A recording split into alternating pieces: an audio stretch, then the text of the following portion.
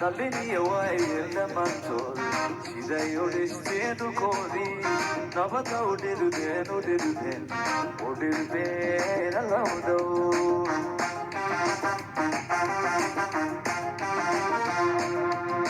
Somaliland Nabini wai lamantol Sida yodistenu kodi Nabata udirben السلام عليكم ورحمة الله وبركاته مدى الصومالية ملك استوى جوجتان قارهان ومدى رير سوماليلان وايد السلامي waxaan doonayaa inaan wax yar ka idhaahdo maalintii dhaweydsa ee dhibtu ka dhacday muqdisho iyo ereygii kasoo baxay BK waxa buuq badani uu ka dhashay dadka intooda badani waxay ka hadlayeen digasho iyo in lagu digtay dadka koonfurta Soomaaliya ama Soomaali marka horta qof bilaadan gaal iyo islaam toona in lagu digtaa ma haboona laakiin isweydiintaydu waxay tahay ummadda reer koonfureedkii miyaanay ayagu ogeyn ama ummadda kale ee Soomaaliyeed ee bal xaqiiqan mudiciga ku ah Somaliland miyaanay ogeyn ayagu inay nagu diganayeen 30 sannadood sidaynu ugu diganayeen waxa weeye sanad kasta 21 October waxay u dabaaldegaan waxay yiraahdaan xoogii dalka Soomaaliya ciidamadii Soomaaliya ciidamadaas ay u dabaaldegayaan waa kuwii burco iyo Hargeysa burburiyay waa kuwii kumanaan Soomaali aqixiyay marka ayagu ma waxa miyana ayagu taa digasho u arkin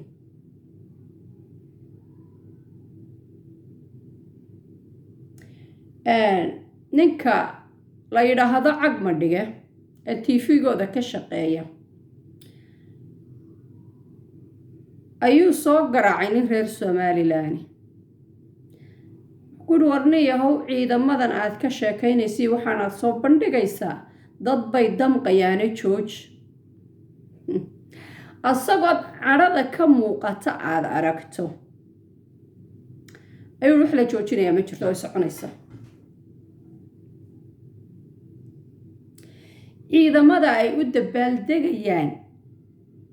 waa kuwii kalifay inaan anigoo inan yar ah oo aan gaadhin goor aan mayd rogrogo hilibkii tolkay faraha ku guray oo aan aasay oo markaan ku gurayna aan wax aan kaga faraxasho waayay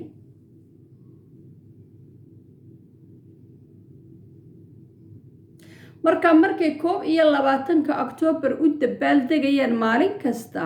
miyaanay ayagu u arkayn inay aniga igu diganayaan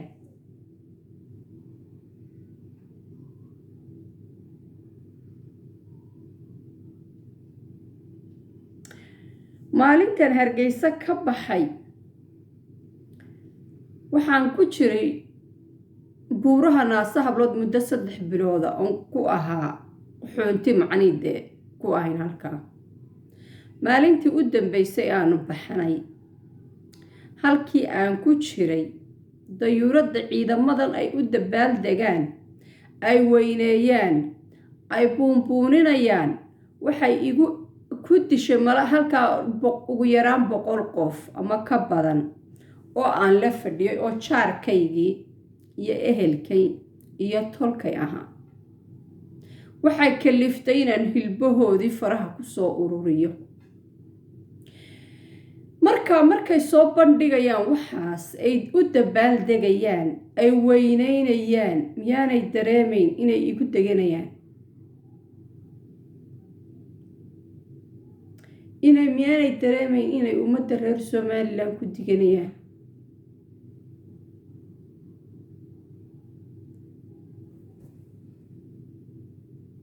u malayn maayo inay yihiin dad wada bilaa caqliya kuwa soo daaya kuwa TV-yadooda maxaan ku idhahay madaxda ka ah wariyayaashooda dad bilaa caqliya oo aan fikirahayn oo aan garanahayn inay dadka ciidamadan ay u dabaaldegayaan dad xanuun gaadhsiiyeen u malayn maayo, laakiin waa ulakac iyo digasho iyo baga. marka maxay marka ayagu ay dareemaan anigu aaminsanay in lagu digtay, anigoo khalad u arka xitaa hadday cid ku digatay ay jirto, waayo gaalkan lagu digan xitaa iskaba dhaaf dadka islaamka. haddana ayagoo oo taa og maxay ku keenaan markasta inay yidhaahdaan reer Somaliland waa nagu diganaya. waxay ka sheekeeyaan sanad kasta 21 Oktoobar quwadda ciidamada Soomaaliyeed lahaayeen. meesha kaliya ay ciidamadii Soomaaliya quwadooda ku muujiyeen waa Somaliland. meel kale ay quwad ku muujiyeen may jirin, cid kale wax ka qaadeen may jirin, cid kale oo rogeen may jirin. waxa ay u dabaaldegaan waa ciidamadii, waxa weeyaan ay awoodan ay sheegaan, waatay anigu sidaan u arko waatay ku muujiyeen Hargeysa iyo Burco iyo geyiga Somaliland guud ahaan. marka dadka waxaan leeyahay walaalayaalow, haddaad digasho ka hadlaysaan 30 sannadood ayaa nagu diganaysaan, laakiin waa nagu diganaysaan sidan aa u qaylinaysaana uma qaylino. inta idin tidhaa waa nagu diganaysaana waa yar tahay.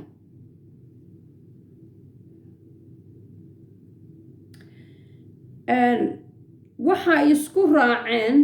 dadka madaxda ka ahaa ciidamadaas, dadka madaxda Soomaaliyeed sheeganayay, waxay isku raaceen inay dumiyaan, inay duqeeyaan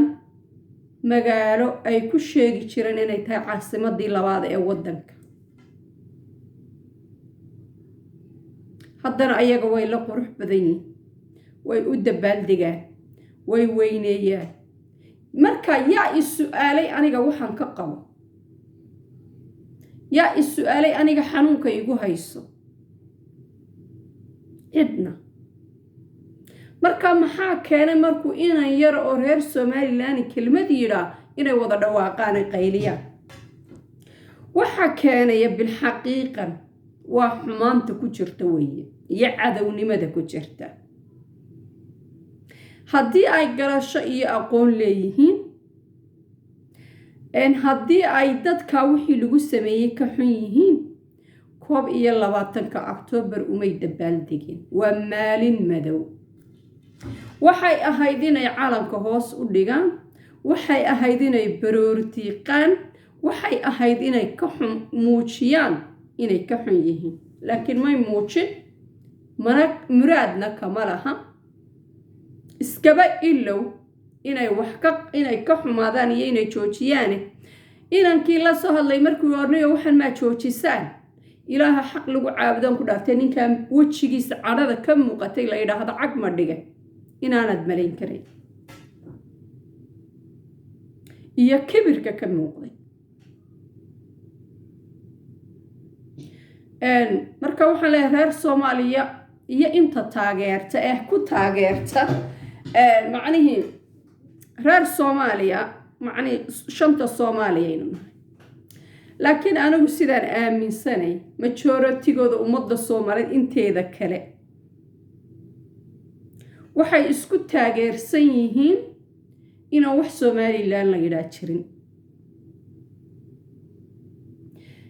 marka bal ummadda reer koonfureedka ah fideogayga daawatay ama Soomaalida kale ay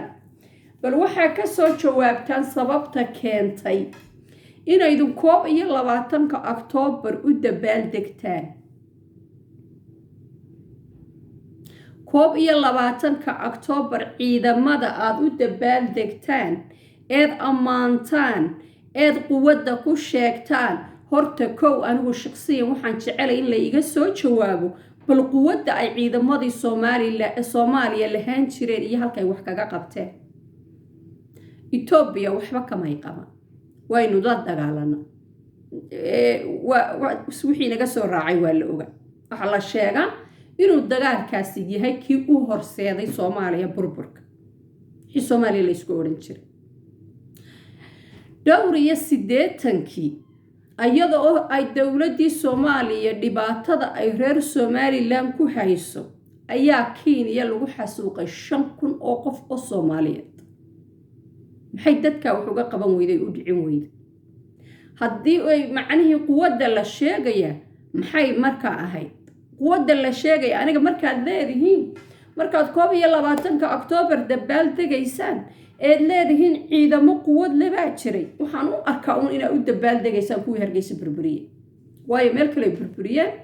magaalo kale wax ka soo qabteen meel kale wax yeeleen midna ma jirto marka madaxda u dabaal degtaan ee waaweynaysan intay shireen ay isu tageen ayay waxay go'aansadeen in ay rusheeyaan magaaladii ay ku sheegi jireen caasimadda labaad ee waddanka waxaan ka qaxay Hargeysa oo korkana dayuurada ka rusheynayaan hoostana madaafiic lagala dhacayo shacabkeeda intiisii badnaydna ay hoos yaalaan ciidamadii waxaa geystay ayaa u dabaal degtaan ayaa buunbuunisa waxaana sheegtaan oo nuugu sheekaysaan inaynu nahay dad walaal ah oo Soomaaliya haddaad walaalkay tahay haddaad Soomaali tahay sideed ugu dabaal degtaa ciidamadii magaaladayda dhulka dhigay ciidamadii shacabkayga intii badnayd laayay sideed ugu dabaal degtaa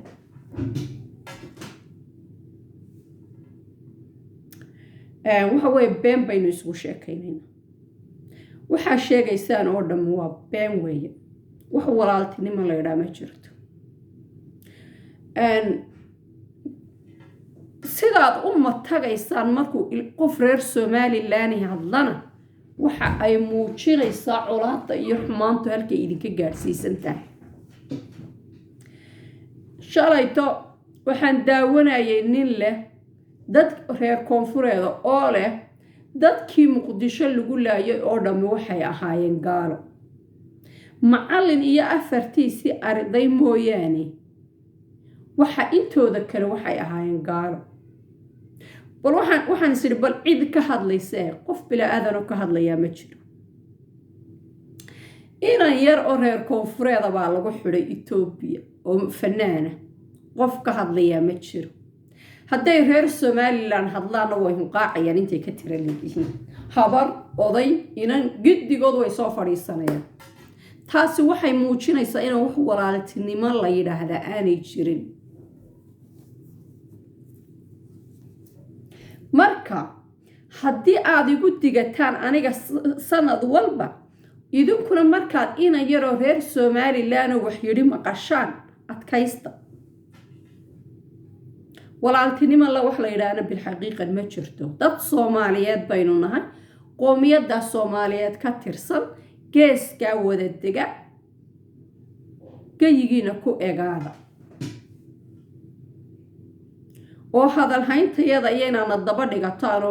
macni qofka yagi hadla daydaydaan joojiya hadday cidi digasho ka ooyleed anaga ka ooylay annaga magaalooyinkeygii dhulka la dhiga annagaa kumanaan ku qaxnay annaga oo sabiye ah dantu nagu qasabtay inaanu tolkaya aasno aan hilbihii tolkaya faraha ku soo ururin oo biyo aan kaga faraxasho aan waayo sababtu tahay ciidamada aad u dabaal degaysa intay dadkaygii laayeen biyo baad waxay aanu haysanayna gubeen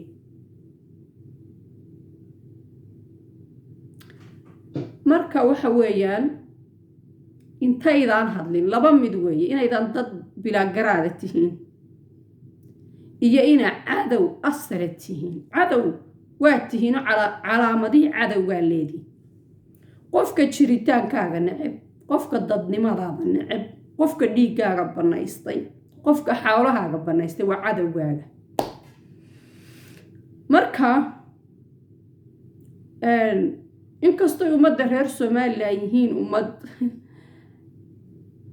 inay dad wanaagsan yihiin iyo inay dad dhoyle oo maskaxala yihiin aan anagu kala garanay oo marka ayaga lagu diganayo iyo marka ayaga laga hadlay wax qaylinaya iyo wax hadlaya midna ma jiro marka la yiraahdo qof reer Soomaaliland aba hadlay ayaga laftooda mikrofoonada soo wada qabsadaan nin baan maqlaayay leh meel ku soo qoray BK wuxuu soo xiray colaad wax alla wax colaad soo xiray ma jirta hadda inoo bilaabant waayo waxaa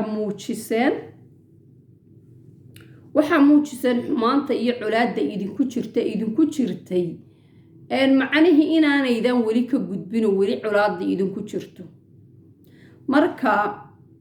bal idinkaa laydin weydiinayaa sababta aad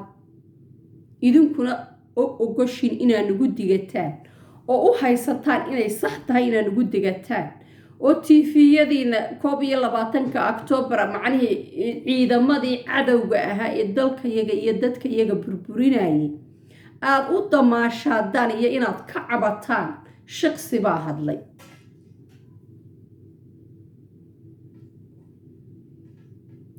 dadka reer Somaliland aad moodo inay iskadayaan cid iska gadayaan waxa iska gadaysaan ma garanayo waxa weeyaan qofka bini'aadanka hadduu adiga ku ixtiraami waayo calankaaga ixtiraami waayo dowladdaada ixtiraami waayo madaxweynahaaga ixtiraami waayo sababta aad adigu u ixtiraamaysa waa maxay sababtan idinku isu soo tubaysaan eed qofkii hadla idinku ummadda uga horeynaysaan waa maxay saaxiib baan dhowraya qofku waa inuu adiga saactaada dhowraa waa in adiga lagu dhowraa waa in adiga lagu qadariyaa qofka aan calankaaga rabin ciidaada rabin ee dalkaaga rabin dowladnimadaada rabin wax allaala wax idinka dhaxeeya ma jirto Soomaalinimada waa ogolay shanta Soomaali aynu nahay laakiin dowladina inagama dhaxayso qofka bini'aadankina halkuu kuu joojiyaa loo joojiyaa ayagoo kugu diganaya ayagoo adoo ogtay ku gaarsiiyeen ayay waliba adiga ku leeyihiin ha igu digan ayay adiga ku leeyihiin calankaaga ha sheegan Soomaalinimada ka baxaysa haddaad calankaaga sheegato Soomaalinimada ka baxaysa haddaad macni tira Somaliland baa reer Somaliland baana markaynu 60kii dadkan wax ku darsanay ma Soomaalaynu ahayn mise way ina Soomaaliyeeyeen midowgii Soomaaliya aynu la midownay ayaa u sabab ahaa inaynu Soomaali noqono mise inagoo Soomaaliyaynu u tagnay inagoo Soomaaliyana waynu ka soo baxnay maxay tahay cabsida laydinku cabsiinayo in cunsuri baa tahay haddaad calanka Somaliland xidhato cunsuri baa tahay haddaad Somaliland soo hadal qaado cunsuri baa tahay haddaad Somaliland u haysto cunsuri baa tahay iyo cabsida idinku muujinaysa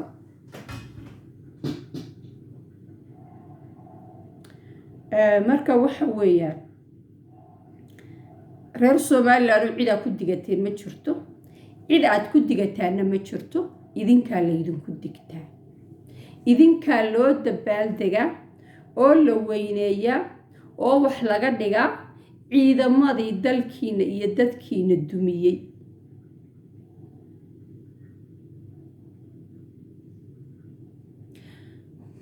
waxay yiraahdaan waxaasi Soomaali oo dhanbay Soomaaliba way ku wada dhacday Soomaaliba way iswada dishay waxa wax ka jira ma jira Soomaalida kale ee isdishay qabiilay isu dishay dawlad iyo shacab isumay dilin reer Somaliland baa isdili jiray in waad arkayso shalay ceela afweyn bay reer Somaliland isku dilayeen laakiin ta aynu ka hadlaynaa ma aha taa taynu ka hadlayna waxa way dawlad dayuuradaheedii iyo dabaabadaheedii wadata oo shacab xasuuqaysa oo intay isu tageen oo shireen oo balaan leegeeyeen maxaan ku dhahdaayay qorsheeyay inay reer Soomaalida kamid ah dabar jaraan xagga rabbaanay ka noqon laakiin ujeeddadoodu waxay ahayd inay reer soomaaliyeed ka mid ah ay dabar jabaan qofkii dood ka qaba ee macanhii taale waan beeninayaana asagaa laga rabaa inuu soo sheego oo wuxuu ku beeninayo uu ku beeniyo waxay yidhaahdaan dowladda wayn u sinayno idinba waa ku jirteenoo madax baa kula haydeenoo kanaa kula haydeen haddii aad daawateen waraysiga laga qaaday ninka canjeex la yidhaa ee mareexaan waxaa laga waraysanayay dadkii lagu laayay xeebta jasiira aljasiira iyo jasiira waxay tahay aljasiira filay dadkaas ninkaasi wuxuu sheegay in ay ahayd in asaga loo abaal celiyo oo loo mahadnaqo sababtu tahay waxaan sii daayay hebeloo sarkaaloo habar jeclo ah hebeloo sarkaaloo habar awala hebeloo sarkaaloo habar yoonisa hebeloo sarkaaloo kan kala wuxuu tiriyey ugu yaraan 10 nin oo madaxa oo isku reer ah ayuu asaga oo keliya shaqsiga oo la siman oo ay sarkaal ah ayaa fadligiisa iyo madaxiisa lagu sii daayay sabab maxaa kalifay inuu shaqsi madaxii u baahdo shaqsi kale oo madaxa oo asaga badbaadiya waxa weeye taas ayaa kuu muujinaysa inaan dowlad la wada lahaa jirin iyo wax ay dadka reer Somaliland ka ahaayeen toona dowladdaas hadduu cadow jirana dowladdaas cadow u ahayd reer Somaliland kuwa maanta muujinaya inay dowladdaasi saxnayd oo dowladdaasi sharaf iyo karaamo lahayd oo dowladdaasi ahayd wax la qiimeeyo oo ahayd in loo dabaaldegaano waa cadowga reer Somaliland marka run aynu isu sheegno wax walaaltinimo la yiraahdo iyo calitoona ma jiro haddii aad aragto dad reer Somaliland oo dareento inay kugu diganayaan waxaad ogaataa inaad 30 sano ku diganaysay waxaad ogaataa inay dadkoodii iyo dalkoodiiba adigu aad dumisay sababtu tahay waxay ku leeyihiin siyaad barre waa dhintay muu dhima intaad u dabaaldegayso intuu sharaf agtaada ka leeyahay intuu agtaada wax ka yahay adigaaga nool maanta iyo kaa dhintay waa ii simantii ina hebel muxuu dhacag ma dhiga marka uu buunbuuninaayo uu siyaad haddana leeyahay siyaad barre iyo dowladdaasi way dhaceen oo way dhinteen wax ka jira ma jiraan adaa ah siyaad barre waay cadownimadii uu siyaad barre meejiin baad adna muujinaysaa marka aniga kaaga maanta nool iyo kaagii dhintay same bait waa ii simantii isugu kay mid baatiin dhalinyarada iyo caruurta reer Somalilandna waa inay taa ogaadaan beerlaxawsiga la idinku beerlaxawsanayo cunsur haddaad calanka Somaliland qaadato cunsuri baad lagugu sheegaya in haddaad difaacdo dowladda Somaliland cunsuri baa lagugu sheegaya cunsuri ha lagugu sheego waa ka kuu sheegaya ayaa cunsuri ah ka adiga kugu leh ayaa dalkaagi iyo dadkaagi iyo ummadaadii gubay hadduu ku yiraahdo wuu dhintay adaa u dabaaldegayad waad raacsan tahay sax baanad u aragtaa ilaa iyo inta ay u aqoonsanayaan inay ciidamadaasi ahayn dhiigii cabiyo inay 21 October ahayd maalin madow markaasaan wax ka qori karaa aan oran kara okay waa ka xumaydeen laakiin inta ay u dabaaldegayaan inta ay leeyihiin siyaad baraaliyay buu ahaa asagoon meel alla meel wax ka soo qabtay jirin shirar buu ka qayb galay in wadan Afrika abu aqoonsay waxaas awood ma intay taa u haystaan awoodda kaliya ay dowladii Soomaaliya iyo siyaad barre muujiyeen waatay ku burburiyeen Somaliland tay u dabaaldegayaan qofka kula dowladda siyaad baraan u dabaaldegaya wuxuu kuu muujiyey inuu ku raacsan yahay siyaad barre wixii dhacay marka dowladda Soomaaliya iyo dadka maxaan ku idhaahdaa taageerayaasheediiba waa cadawga Soomaaliland ama ha lagugu sheekeeyo ama wax kale ha lagugu sheego wixii la doonaha lagugu sheekeeyo waa cadawga Soomaaliland marka dhalinyarada reer Soomaaliland waxaan leeyahay inta idinku isku haysataan social media hebel iyo hebel reer hebel isu haysataan sida BK leydin kala hoos baxay ayaa dowladnimadana leydin kala hoos baxaya haddaa xisaabtami weydaan oo fikiri weydaan oo laydinku beerlaxawsada adigu aqoon-yahan baa tahay adigu fanaan baa tahay adigu kanaata qofka fanaanka ah qofka aqoon-yahanka ah iyo kay siyaasigiiba xaq waxay u leeyihiin dalkooda iyo dadkooda difaacaan wax loo bartaa inaad dadkaaga meel ka soo saarto inaad waxa loo heestaa inaad ummadaada murtidaada ku difaacdo